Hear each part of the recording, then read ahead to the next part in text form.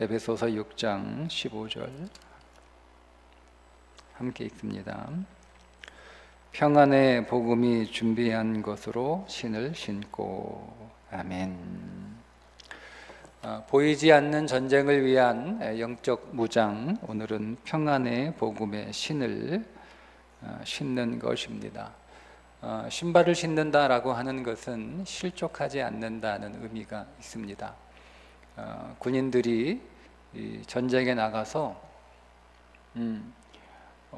운동선수가 다리를 다치면 운동을 제대로 할 수 없는 것처럼, 더구나 전쟁을 하는 군인이 발을 다치게 되면 더더욱 전쟁을 하기가 어렵겠죠. 그래서 발을 보호할 수 있는 신을 신는 것은 매우 중요합니다. 그래서 군인들이 신는 전투화는 또 우리가 일반적으로 신는 신발과는 좀 다르게 잘 만들어지고 특수하게 제작된 신발이기도 합니다. 우리가 이 땅을 살아가면서 실족하는 일들을 경험하게 돼요. 여러분 실족하신 적이 있죠? 실족하게 되면 의욕도 꺾이고 그 마음의 감정도 상하고 그리고 두려움도 임하고 그래서 기운도 빠지고 여러 가지 우리가 마땅히 해야 할 일들을 하지 못하는 일이 생기게 됩니다. 그래서 보이지 않는 사단, 오늘 우리의 삶 가운데 우리의 마음이 꺾이도록, 마음이 실족하도록 우리 안에 많은 장치들을 만들어놔서 우리가 실족하게 되면 싸울 의지도 없고 또 나아갈 수 없게 되니까, 그래서 실족하지 않도록 복음의 신을 신는 것이 중요하다. 이걸 어떻게 설명할까 찾다가 예레미야서를 생각이 났는데, 예레미야서에 이런 말씀이 있어요. 예레미야 29장 11절에 여호와의 말씀이니라. 너희를 향한 나의 생각을 내가 아나니 평안이요 재앙이 아니라 너희에게 미래와 희망을 주는 것이니라. 자, 예레미야 29장에 있는 말씀의 대상은 바벨론의 포로로 끌려간 이스라엘 백성들이죠. 자, 포로로 끌려간 이스라엘 백성들은 실족했겠죠. 왜냐하면 하나님이 최고라고 생각했는데, 그래서 하나님을 믿으면 하나님이 자기들을 끝까지 지켜주고 보호해 주실 것이라고 믿었는데, 그러니까 사람들은 자기가 잘못한 걸 생각하지는 않아요. 여러분 어떻습니까? 내가 하나님 앞에 열심히 섬기고 또 열심히 신앙생활하고 그렇게 애를 썼는데 오늘 우리의 인생 안에 여러 가지 어떤 어려움이 닥치게 되면 내가 무엇을 잘못했는가, 하나님과의 관계에 어떤 관계에 문제가 생겨서 하나님 나를 징계하시는가, 우리가 이거를 생각하는 게 아니라 그냥 실족하는 거예요. 실족하는 거예요. 아니 어떻게 하나님이 우리를 택한 하나님의 백성이라고, 하나님은 유일한 하나님이라고 그렇게 말씀하시더니 어떻게 오늘 우리가 이 전쟁에서 패하여 나라가 망하고, 나라가 망해서 백성들이 다 포로로, 우상을 섬기는 이방 나라에 포로를 끌려가게 되었는가, 이렇게 실족한 상태가 되었단 말이에요. 그러니까 굉장히 혼란스러운 상태. 그때 이제 그 백성들에게 주신 말씀이 예레미야 29장에 있는 말씀이에요. 재앙이 아니라 평안이요 재앙이 아니라 너희에게 미래와 희망을 주는 것이다. 여러분, 사실 예레미야 선지자가 이스라엘 백성들이 포로로 끌려가기 전에 끊임없이 하나님께로 돌아오라, 하나님께로 돌아오라, 하나님께 돌아오라 이렇게 외쳤습니다. 심지어 예레미야는 굉장히 많은 수치를 당한, 복음을 전하다가 하나님의 말씀을 대언하다가 수치를 당한 선지자 가운데 한 명이죠. 심지어 살해 위협까지 당하면서 하나님의 뜻을 백성들에게 전하기 위해 애를 썼어요. 그러니까 백성이 정말 하나님께로 돌아올 수 있도록 그 백성을 돌이키도록 자기가 희생하며 그렇게 애를 썼던 선지자인데 그 선지자의 그 간절한 호소에도 불구하고 백성들은 돌이키지 않았고 어떻게 보면 아주 자청해서 하나님을 대적하고 하나님께 범죄하는 그런 일들을 하게 됩니다. 결국 그들은 나라가 망하고 바벨론으로 끌려가게 되는 거죠. 자, 그러면 물론 이제 섭섭한 마음도 있고 실족하는 마음도 생기겠지만 어떤 사람들은 내가 잘못해서 벌을 받는다. 왜냐하면 계속 들었잖아요. 모르는 사람도 있지만 깨닫는 사람도 있는 거예요. 그러니까 계속 그 말씀을 들었던 사람들 가운데 깨어있는 사람들은 우리가 하나님의 벌을 받는구나. 우리가 벌을 받아도 마땅하지. 하나님이 그렇게 사람을 통하여 수차례 오랫동안 경고하시고 돌아오라고 돌이키라고 말씀하셨는데 우리가 그것을 귀 기울여 듣지 않고 그것을 무시하다가 이렇게 되었구나. 그러면 그래도 실족하는 거예요. 왜? 벌을 받았으니까 벌을 받아 마땅하다. 이런 마음이 생기면 그것이 여러분이 기쁘거나 어떤 소망이 되는 건 아니잖아요. 막상 그 상황에 처하게 되면 하여튼 뭐 마음이 많이 무너져요. 기운도 빠지고 의욕도 사라지고 모든 것들이 예민해지는 거죠. 예민해져요. 그래서 그전에는 그냥 보아 넘기고 관대하게 넘어갔던 것들도 좀 예민해져서 좀 그것에 대해서 상한 마음도 생기고 그러다 보면 좀 까칠해지고 뭐 이런 일들이 벌어지게 된단 말이에요. 근데 그런 백성들에게 하나님이 주시는 말씀이 너희를 향한 나의 생각을 내가 아나니 평안이요 재앙이 아니다. 너희에게 미래와 희망을 주는 것이다. 그러니까 실족하지 마라. 이렇게 하시는 말씀이에요.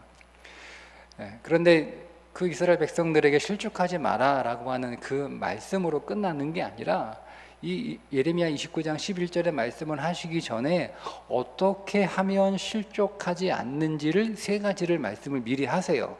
그 세 가지 말씀을 미리 하시고 난 다음에 너희를 향한 나의 생각은 평안이요 재앙이 아니니 미래와 희망을 주는 것이다. 그러니까 실족하지 마라 이렇게 말씀을 하시는 거예요. 우리가 실족할 수 있는 상황, 실족할 수밖에 없는 그런 우리의 삶의 현장에서 우리가 실족하지 않기 위해서 정말 오늘 우리의 삶은 재앙이 아니고 하나님의 징계는 심판은 아니잖아요. 여러분 이제 호세아 우리가 새벽에 묵상하고 있는데 오늘 제가 묵상을 하면서 내일 새벽에 나눌 말씀 오늘 묵상하면서 이스라엘의 죄악이 클수록 하나님의 사랑이 더 커지는 거예요. 그걸 이렇게 발견하게 됩니다. 하나님은 이스라엘의 죄악을 징계하시겠다라고 강력하게 말씀을 하시는데 그 말씀 뒤에 하나님의 사랑은 그 하나님의 징계보다 더 강력한 것을 발견하게 됩니다. 그러니까 여러분 오늘 이스라엘 백성들이 바벨론 땅에 가서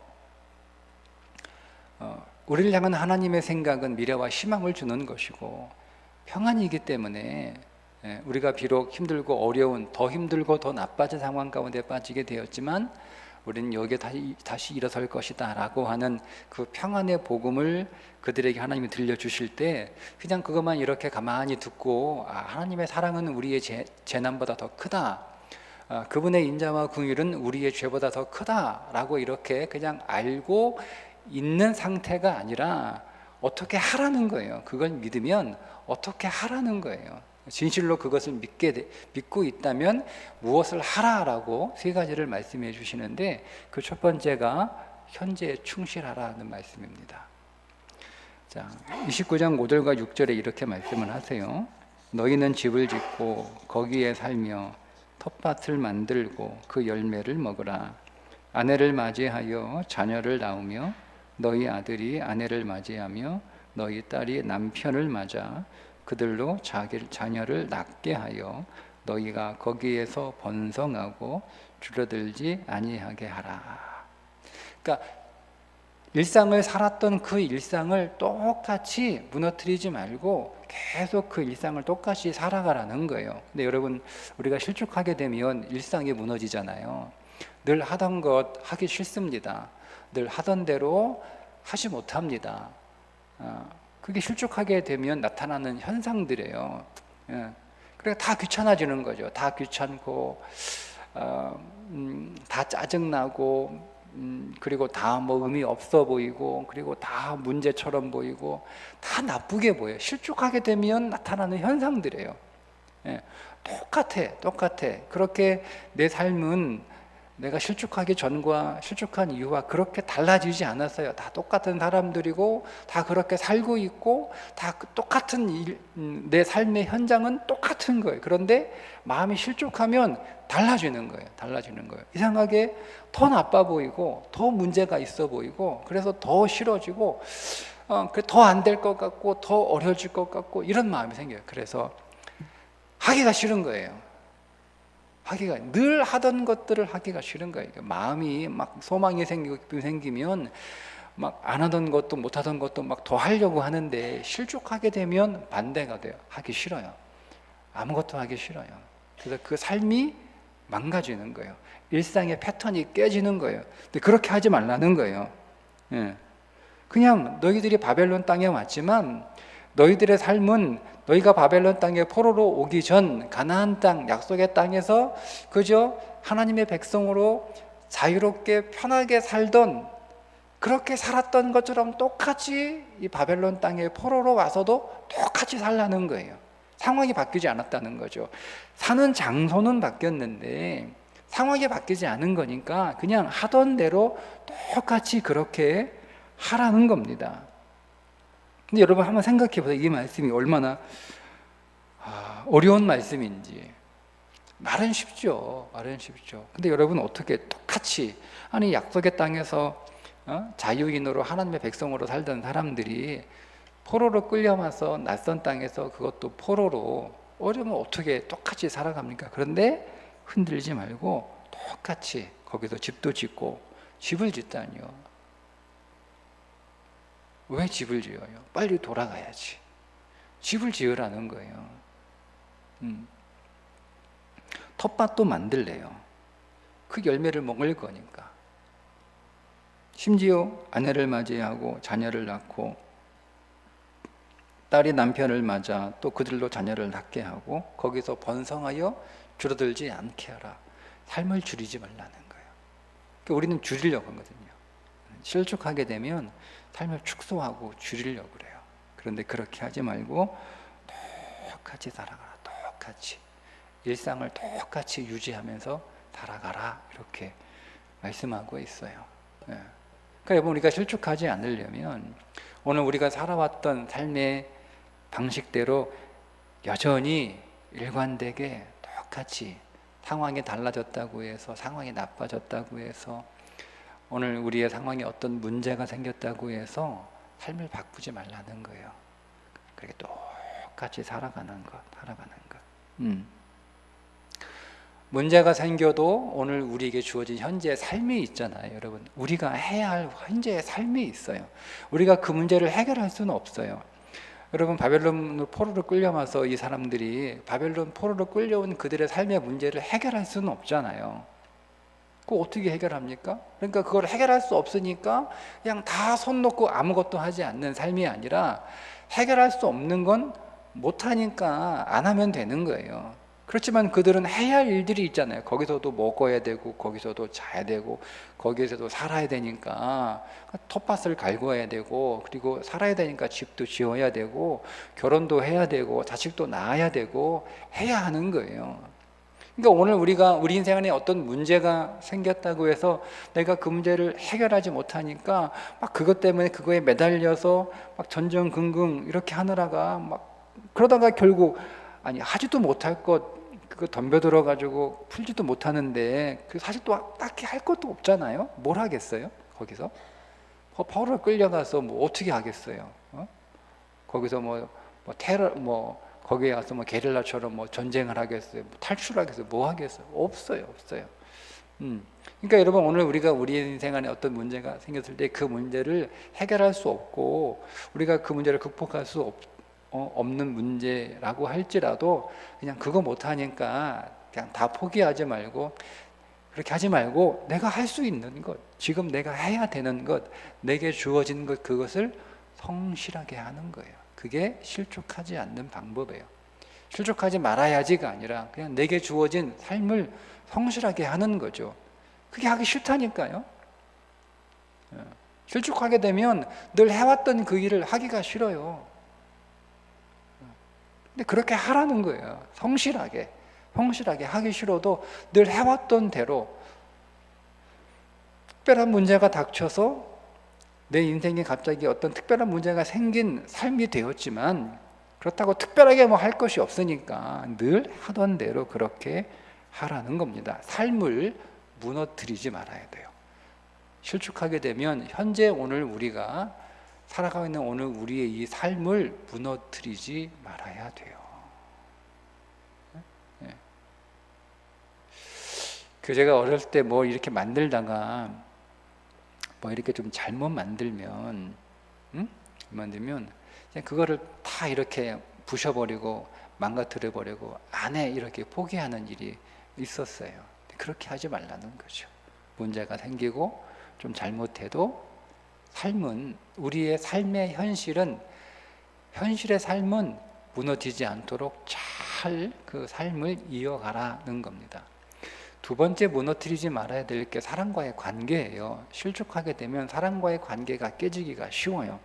그래서 29장 7절에 보면 너희는 내가 사로잡혀 가게 한 그 성읍의 평안을 구하고 그를 위하여 여호와께 기도하라.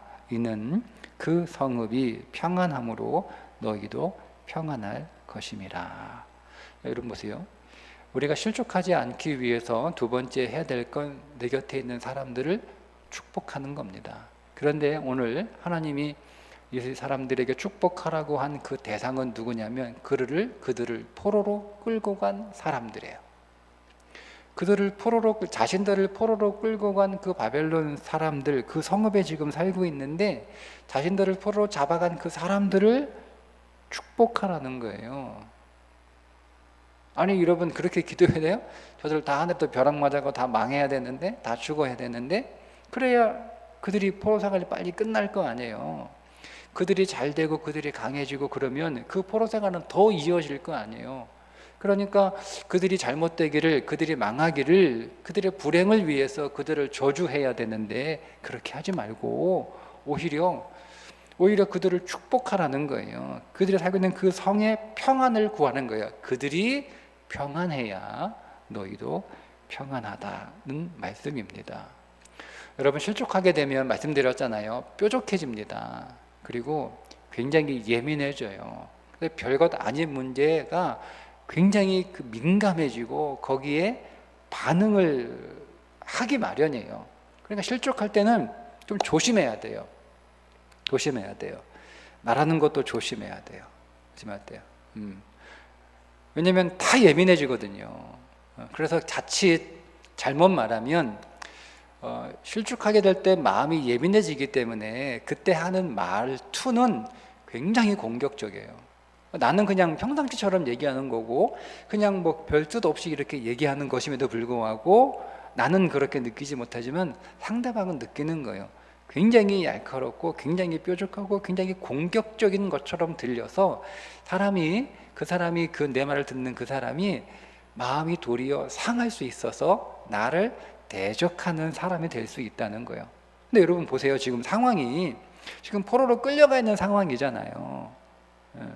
죽이지 않고 그냥 포로 잡아서 거기서 살게 하는 거예요.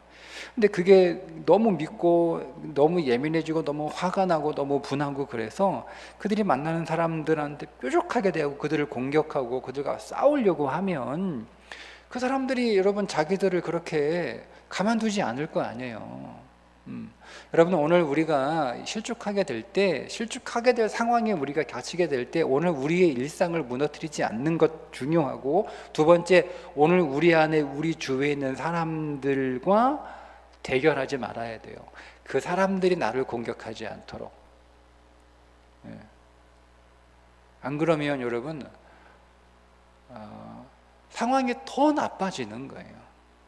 우리가 사실 처음에 실족하게 되는 것들은 상황이 막 급격하게 나빠져도 실족하게 되는 게 아니라 상황에 어떤 두려움이 엄습하는 거거든요. 약간의 문제가 생기는 거고 그냥 그런 것들이 보이는 거예요. 문제가 보이는 거죠. 두려움들이 보이는 거예요. 어둠이 느껴지기 시작하는 거예요. 그럼 그거를 그러면 잘 내가 이렇게 자기 자신을 잘 이렇게 간수해서 그래도 내가 내 삶은 무너지지 말아야지, 내 일상은 무너지지 말아야지라고 일상을 잘 이렇게 무너뜨리지 않고 내가 무너지면 안 되거든요. 예. 뿐만 아니라 내 곁에 있는 사람들과의 관계에 갈등이 생기면 내가 더 힘들어지니까 그러니까 그 사람들과의 관계를 조심해야 되는 거예요. 그러니까 그냥 조심해라 이 정도가 아니고 축복을 해야 조심해지는 거예요. 네, 여러분, 내가 마음이 힘들고 어려울 때는요 평상시처럼 이렇게 해서는 안 돼요. 내가 좀 더 축복하려고 애를 써야 그나마 내가 덜 공격적인 되는 거죠. 그래서 축복하라는 거예요. 축복하는 거예요. 로마서 12장 17절에 아무도 악으로 갚지 말고 모든 사람 앞에서 선한 일을 도모하라 할 수 있거든 너희로서는 모든 사람과 더불어 화목하라. 그러니까 모든 사람이잖아요. 모든 사람과 더불어 화목하라 할 수 있거든. 모든 사람이에요. 나에게 친절하게 대해주는 사람, 나에게 잘해주는 사람, 나를 좋아하는 사람만은 아니겠죠. 나에게 불친절한 사람, 나를 미워하는 사람, 나를 싫어하는 사람, 내가 싫어하는 사람, 내가 미워하는 사람, 그 모든 사람들하고 가능하면 할 수 있는 한 최선을 다해서 최대한 그들과 화목하게 지내는 게 지혜라는 거예요. 그게 실족해지지 않는, 더 무너지지 않는 길이라는 겁니다. 여러분, 왜 하나님께서 바벨론 포로로 끌려간 그 바벨론 도시 안에 그 성읍에 살고 있는 백성들에게 왜 그 성읍 사람들을 축복하라고 하셨을까? 일단은 그들은 공동체잖아요. 이방인들이고 자기를 포로로 끌려간 사람들이지만 한 성읍에 살고 있는 공동체예요. 여러분, 복은 공동체를 통해서 옵니다. 복은요 사람을 통해서 오는 거예요. 나는 뭐 필요 없어. 나는 뭐 능력 있고 실력 있고 나는 그냥 하나님만 잘 믿고 하나님하고 나하고만 이렇게 그 믿음의 관계를 형성하면 뭐 주변 사람들 뭐 좀 관계 이렇게 어긋나고 해도 상관없어. 아니요, 그렇지 않아요, 여러분. 복은 하나님이 세우신 원칙 가운데 하나인데요. 사람을 통해서 하나님은 복을 주세요. 제가 받을 복은 여러분들을 통해서 하나님이 복을 주시는 거예요. 그래서 제가 여러분들하고 사이가 안 좋으면 하나님이 제게 주실 그 복이 여러분에게서 끊기는 거예요. 근데 그건 하나님의 복을 안 주신 게 아니죠. 그죠? 하나님은 여러분을 통해서 저에게 복을 주시려고 여러분들에게 그 복을 주셨는데 내가 그 사람하고 관계가 좋으면 그 복이 내게로 온단 말이에요. 근데 내가 그 사람하고 관계가 나빠요. 그러면 내가 받을 복이 그 사람이 가지고 있는데 내가 그 사람하고 사이가 나빠지니까 그 사람이 내게 복을 못 주는 거잖아요. 그죠? 하나님이 바로 나에게 주시는 복도 있지만 대부분의 복들은요 다 사람을 통해서 주는 거예요. 대부분의 복들은 첫 번째 공동체가 어디예요? 가정이죠. 여러분, 가정을 통해서, 식구들을 통해서 하나님이 복을 주세요. 여러분, 이거 잊어버리면 안 돼요. 가족은 가족이기 때문에 우리가 사랑하고 함께 해야 되고 이해해야 되고 또 용서하고 그렇게 여러분 인내해야 되지만 세상에 가족과 불화한 사람 치고 복 받은 사람이 없어요. 그냥 여러분 그냥 복 받기 싫으면 그냥 가족하고 그냥 불화하면 돼요. 근데 여러분 정말 여러분 인생 안에 복된 삶을 살아가려면 가족들하고 좋은 관계, 화목한 관계를 유지하기 위해서 애를 써야 되는 거예요. 그게 어떻게 되는 거예요? 축복하는 거예요. 근데 우리는 조금 이렇게 오해하는 생각이 하나 있는데요. 내가 그 사람을 축복하는 것이 화목해지는 방법인데, 우리는 반대로 네가 나를 축복하라는 거예요. 네가 나를 사랑하라는 거예요. 아니에요, 여러분. 여러분이 정말 여러분의 가정 안에서, 여러분들이 정말 하나님이 여러분 가정 안에 부으시는 복들은 여러분 가족들에게 준다. 아내에게 남편을 통해서 아내에게 복을 주고, 남편은 아내를 통해서 복을 주고, 부모는 자녀를 통해서 복을 주고, 자녀는 부모를 통해서 복을 받아요. 그러니까 화목해야 되는 거예요. 어떻게 돼요? 축복해야 되는 거예요. 남편은 아내를 축복해야 되는 거예요. 항상 축복해야 되는 거예요. 여러분, 아내를 축복하고 있습니까? 네. 아내는 남편을 항상 축복해야 되는 거예요. 축복해야 되는 거예요. 네. 힘겨루게 하지 마세요. 신경전 부리지 마세요. 축복하세요. 축복하세요. 축복하세요. 그리고 우리에게는 또 하나의 공동체가 있죠. 교회잖아요. 그죠? 네. 네. 하나님께서 말씀드린 것처럼 여러분의 복들은 여러분과 함께 신앙생활하는 다른 사람들을 통해서 그 복이 흘러가는 거예요. 그러니까 성도들하고 여러분 화목하려면 그냥 뭐 우리 사귑게 지내자 이게 아니고요. 축복하는 사람이 돼야 되는 거예요. 옆에 있는 우리 함께 신앙생활하는 우리 구역 식구들, 또 우리 기관, 또 우리 공동체 같이 사역하는 교사들, 축복하는 거예요. 축복해 줘야 돼요. 그러면 여러분, 우리는 그렇잖아요. 여러분, 우리가 좋아하고 우리하고 잘 맞는 사람 축복하는 건 뭐 어려워요. 그건 하지 말라고 해도 하죠. 내가 좋아하는 사람은 그 사람이 됐어 자꾸 이렇게 사양해도 자꾸 뭐 갖다 주려고 그러잖아요. 그렇지 않습니까? 그러니까 그런 건 문제가 되는 게 아니에요. 근데 문제는 뭐냐면 서로 이제 사이가 안 좋은 거죠. 서로 안 맞거나. 그러면 여러분 힘들잖아요. 그래도 여러분, 내가 저 사람하고 막히면 저 사람을 통해서 하나님이 내게 주시고자 하는 복이 있는데, 그 복이 나한테 안 오는 거예요. 야, 저 사람한테서 뭐 내게 올 복이 뭐가 좋은 게 있겠어 라고 생각하지 마세요, 여러분. 네. 그렇게 생각하지 마세요. 뭐 저 사람이 뭐 나한테 줄 복이 그런 복은 나 없어도 돼. 그런 복 없어도 돼. 네. 쉽지 않은데 여러분, 너무 교만한 거예요. 여러분이 싫어하고 여러분이 미워하고 여러분하고 안 맞고 여러분하고 사이가 안 좋은 그 사람이 여러분에게 주실 복은 어떤 건지 여러분 몰라요. 근데 결코 무시해도 되는 복은 아니에요. 여러분에게 꼭 필요한 복이에요. 꼭 그 복을 받아야 되는 거예요. 그러니까 여러분, 그 복을 받으려면 어떻게 해요? 여러분은 축복해야 되는 거예요. 그 사람을 축복해야 되는 거예요. 그 공동체를 축복해야 되는 거예요. 여러분, 먼저 가정은 식구들을 축복할 뿐만 아니라 먼저 가정을 축복해야겠죠. 가정이 그 사람에게 소중한 것이 되어야 돼요. 여러분, 가정은 여러분 자신보다 소중한 곳이 되어야 됩니다. 어떻습니까? 여러분의 가정은 여러분 자신보다 소중한가요?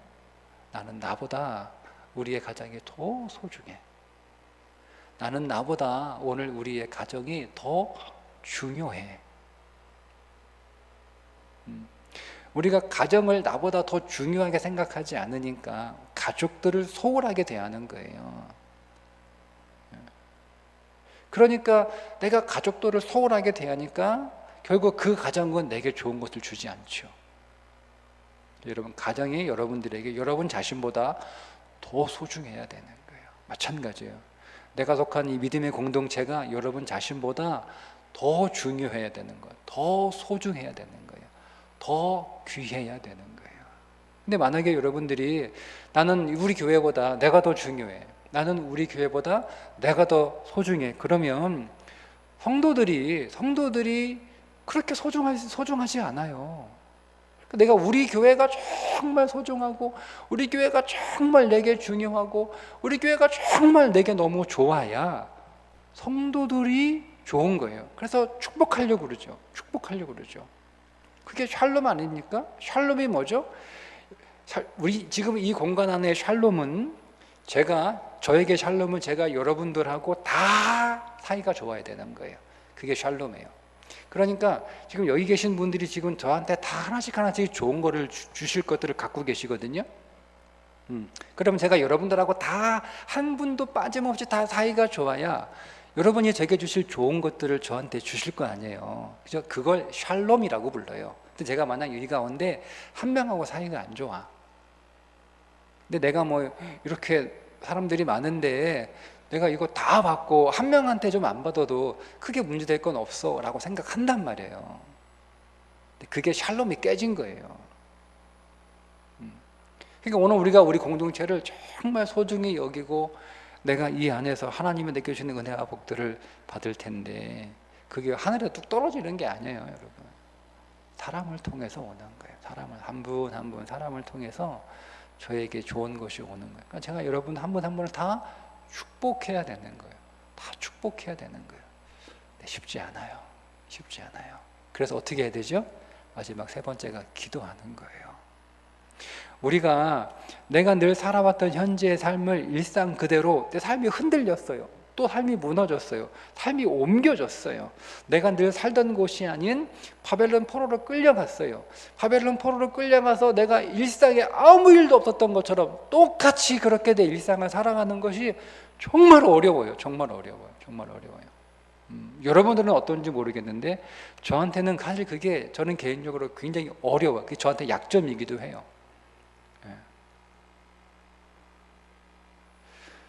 여러분, 내가 저 역시 제가 설교했잖아요. 모든 사람을 축복하십시오. 하나님이 당신에게 줄 복은 하늘에서 뚝 떨어져 하나님이 바로 주시는 것보다, 물론 그게 없는 건 아니에요.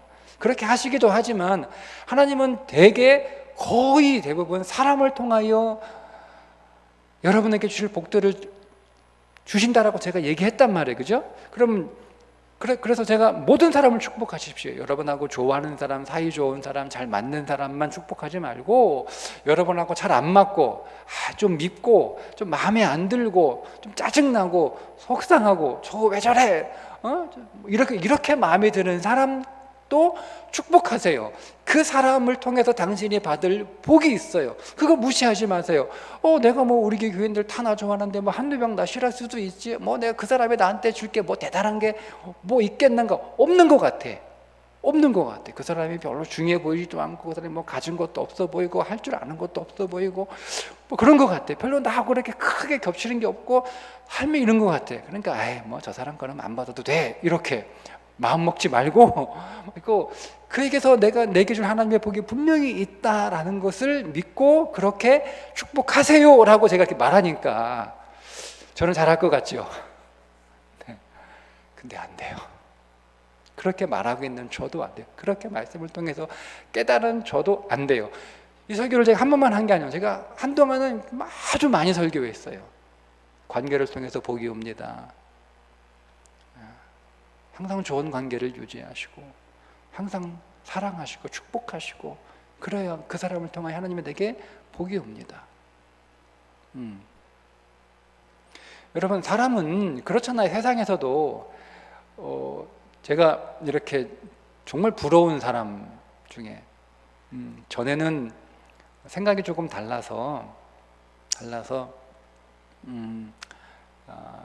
좀 이렇게 안 좋게 봤는데 지금은 좀 바뀌었어요. 그래서 저는 요즘은 이제 부러워요. 잘 안 되는데 잘 안 돼. 아마 못할 것 같아. 근데 진짜 부러워. 사람들하고 두루두루 친한 사람들이 성격 정말 좋은 사람이었어요.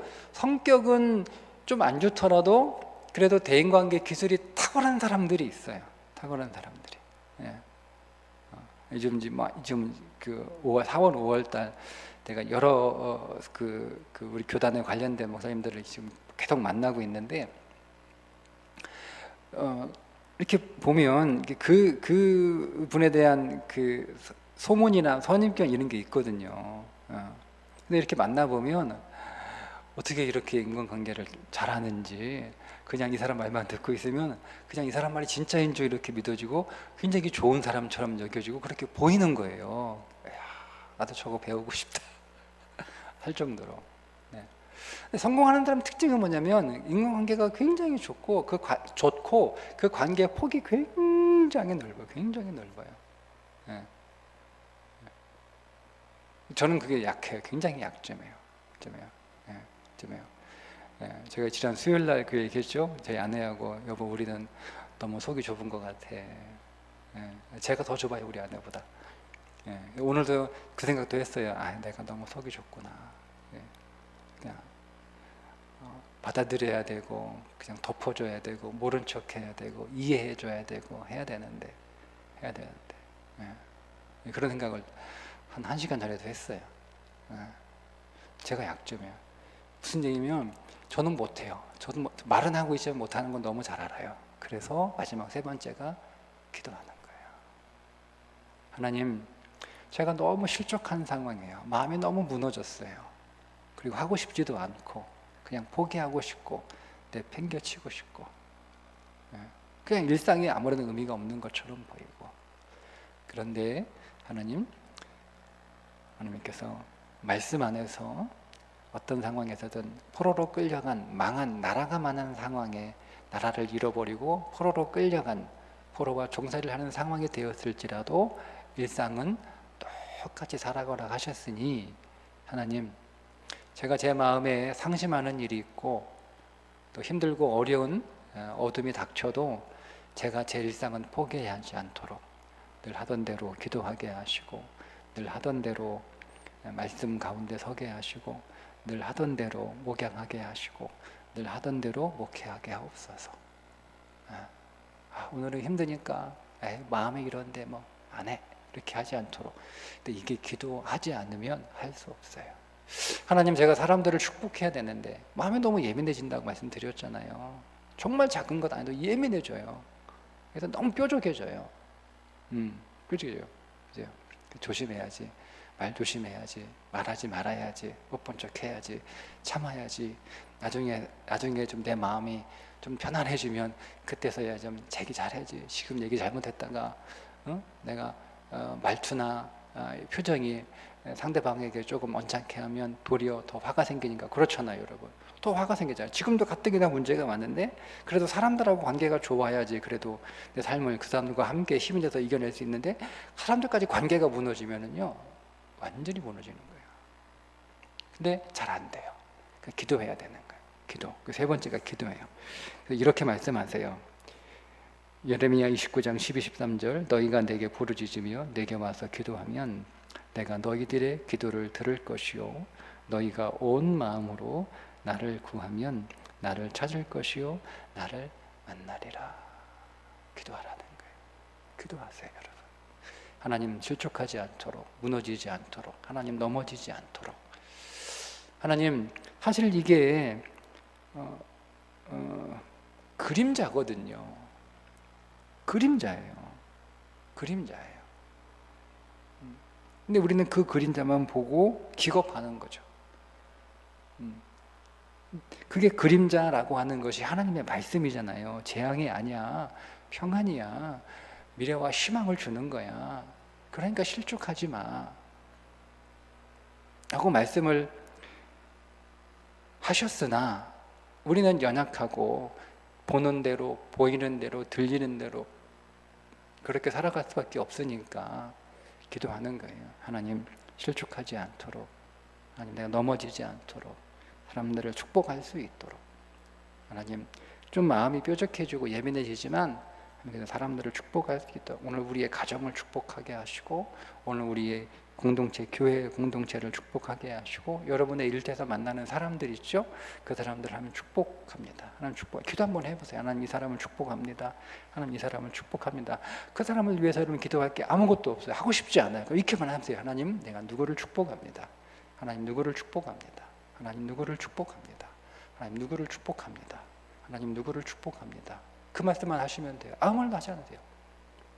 그냥 여러분, 그냥 의무감으로 그냥 그렇게 기도하세요. 하나님, 누구를 축복합니다. 하나님, 누구를 축복합니다. 하나님, 그렇게 기도할 때 하나님이 여러분에서 어떤 일을 하시는지를 여러분 한번 경험해 보세요. 그래서 여러분의 인간관계나 여러분의 삶을 안전하게 여러분 더 이상 무너뜨리지 말고 파괴하지 말고 흔들지 말고 그 삶을 잘 유지하고 오히려 그 삶을 더 견고하게 만들어 가셔야 돼요. 일상을 견고하게 만들어 가셔야 돼요. 여러분의 일상적인 관계를 더 견고하고 두텁게 만들어 가셔야 돼요. 그래야 여러분 실족해도 넘어지지 않습니다. 무너지지 않고 망하지 않습니다. 그래서 우리는 기도해야 되는 거예요. 기도. 우리가 너무 좋아하는 말씀이죠. 저도 참 많이 좋아하는 말씀인데 빌립보서 4장 6절과 7절 아무것도 염려하지 말고 다만 모든 일에 기도와 간구로 너희 구할 것을 감사함으로 하나님께 아뢰라. 그리하면 모든 지각에 뛰어난 하나님의 평강이 그리스도 예수 안에서 너희 마음과 생각을 지키시리라. 주님의 평강이 기도하면 그분의 평강이 우리의 마음과 생각을 지켜주신대요. 그래서 무너지지 않고 실족하지 않고 낭망하지 않고 절망하지 않고 이겨낼 수 있다는 거예요. 그렇게 기도하게 되면 우리 안에 어떤 소망이 하나 생기냐면 바울이 했던 고백입니다. 로마서 8장 28절 우리가 알거니와 하나님을 사랑하는 자 곧 그의 뜻대로 부르심을 입은 자들에게는 모든 것이 합력하여 선을 이루느니라. 이 모든 것들이 그리스도 안에서 반드시 내게 가장 좋은 선물로 오게 될 것이다. 여러분 우리가 욥기를 묵상했잖아요. 욥기의 결론이 뭐예요? 하나님은 100% 옳다예요. 욥이 그걸 알았어요. 하나님은 100% 옳다예요. 왜? 그분은 하나님이시니까. 하나님은 100% 옳다. 그게 욥이 깨달은 거예요.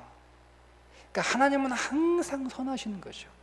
그러면 우리가 하나님 손 밖에 있는 이방인도 아니고 우린 남이 아니잖아요. 우리는 그분 그리스도 안에 있는 자고 그분 안에 있는 자고 그분이 핏값으로 사신 자 아닙니까? 그러니 여러분 오늘 하나님의 모든 통치가 이 우주적인 통치가 그분 손 안에 있는데 그 손에 그 한 가운데 우리가 있잖아요.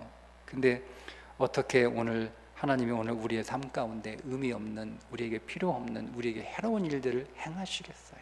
그러니 믿음 안에서 이 모든 것들이 합력하여 결국 내게 놀라운 선물이 될 것이다 라고 기도하면 믿어지게 되는 거예요. 그 믿음이 우리를 무너지지 않고 우리를 실축하지 않도록 굳게 잡아줄 줄 믿습니다. 오늘 우리가 찬송할 때 내 평생에 가는 길 찬송가 413장 함께 부르고 기도할 텐데요. 저는 이 찬송 굉장히 좋아하는 찬송입니다. 찬송가 중에 제가 대학교 2학년 때 제가 섬기는 교회에 어느 목사님이 오셔서 이 찬송을 저에게 가르쳐 주셨어요. 이 찬송을 열심히 불러라. 열심히. 그럼 노래 잘하게 된다. 찬송 이렇게 열심히 불렀던 찬송이기도 한데 근데 이 찬송의 배경이 제게 너무 도전이 되는 찬송입니다. 이 내 평생에 가는 길을 작사한 스패포드는 굉장히 성공한 법률가였어요. 잘 나가는 법률가였어요. 교회에서는 장로였고 또 주일학교 교사로 열심히 섬기고 있었던 사람입니다. 1871년 그는 시카고에 자기의 전 재산을 다 들여서 굉장히 호화스러운 별장을 지었어요. 그런데 시카고에게 대화재가 난 거예요. 그리고 그의 별장도 완전히 잿더미가 되었습니다. 너무 상심이 됐죠. 자기의 전 재산을 다 쏟아부은 건데. 근데 이제 부인이 더 상심한 거예요. 그래서 자기보다 가족들이 더 상심하니까 그 상심한 부인이 좀 그것 때문에 좀 병도 좀 얻었고 그래가지고 그 상심한 병을 얻은 부인의 치료를 위해서 그리고 내 딸도 좀 격려하고 또 회복하기 위해서 2년 뒤에 1873년 야, 우리 유럽 여행 가자. 온 가족이 유럽 여행 가자. 프랑스로 이제 여행을 가려고 계획을 하고 출발하고 하려고 하는데 이 사람은 이 스패포드가 갑자기 큰 일이 생긴 거예요. 급한 일인 거예요. 그래서 온 가족이 다 이렇게 여행을 취소하면 너무 미안하니까 가족들한테 먼저 가라고 그랬어요. 네. 먼저 예매한 배 타고 프랑스로 가면 내가 일 빨리 마무리하고 나도 곧 뒤따라가겠다 하고 먼저 이렇게 보낸 거예요. 근데 불행하게도 얼마 뒤에 소식이 하나 전갈이 들려왔어요. 아내와 사랑하는 내 딸이 탄 그 배가 중간에 항해하는 중간에 다른 영국 배와 충돌해서 여기서 침몰하게 되었는데 부인만 가까스로 구조가 되고 내 딸은 다 그 바다에 목숨을 잃는 큰 슬픔을 겪는 일이 이 사람에게 벌어지게 됩니다. 그리고 이제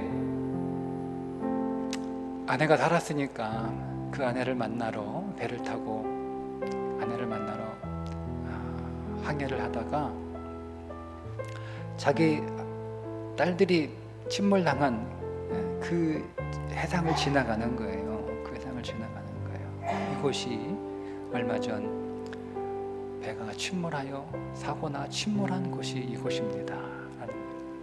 그러니까 여러분, 이 아버지가 얼마나 딸이 보고 싶었겠어요. 얼마나 딸이 막 딸의 이름을 부르며 펑펑 울어요. 펑펑 그렇게 밤새 울어요. 밤새 울어요.